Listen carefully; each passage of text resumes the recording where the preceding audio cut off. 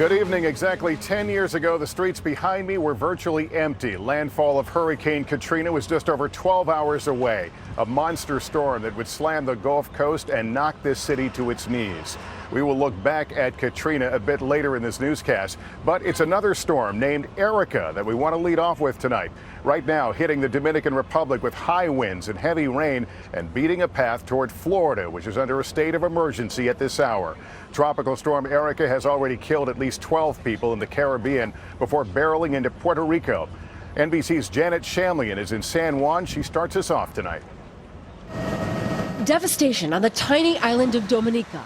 12 dead, as many as 20 missing, after more than a foot of rain from Tropical Storm Erika triggered mudslides and flooding, turning roads into rivers and wiping out some structures altogether. In the aftermath, communities littered with debris and people in shock. 80% of the island was left without power and much of the fresh water supply cut off. Puerto Rico was next in Erika's path. The island closed up and prepared for the worst. Gusting winds downed trees and power lines, cutting electricity to its southern side. But the capital of San Juan was largely spared. In the Dominican Republic, the storm took aim once again. A glancing blow that toppled trees and destroyed property. And now tonight, Florida is under a state of emergency. Pay attention, folks, because you're going to see some significant changes now. It's been 10 years since a hurricane hit the state. Residents are stocking up on essentials. Sandbags are being handed out, and lines of cars wrap around blocks, waiting for gas. I'm just trying to be prepared in case it does come.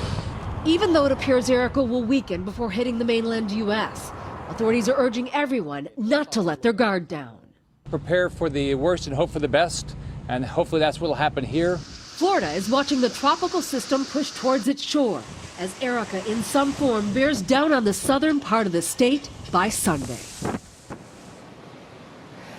Tonight, officials in Dominica are describing the scale of the destruction as epic, and they are asking for help from other islands here in the region. Back to you, Lester. Janet Shamlian tonight. NBC's Al Roker joining me here in New Orleans with more on Erika's path. Al? That's right. Right now, Lester, we're watching it. It's somewhat deteriorating, but it's still a potentially dangerous storm. Let's look at its latest location. Currently, Erika is about 95 miles west-southwest of Santo Domingo, the Dominican Republic. It is booking. It's moving west at 21 miles per hour. Path of the storm brings it over the Dominican Republic, Haiti. It may start to shred because of the high mountains there. If it goes over Cuba, it gets even more danger as far as it's not being able to survive. It's then out into the Atlantic, comes on shore sometime Monday afternoon as a weak tropical storm, and then continues on up into the southeast. But again, Lester, we still have to watch it. It still could intensify, so people are not out of the danger zone yet down through the southeast. All right, Al Roker. Al, thanks.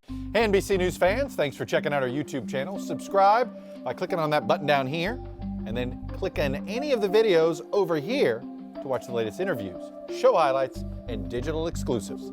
Thanks for watching.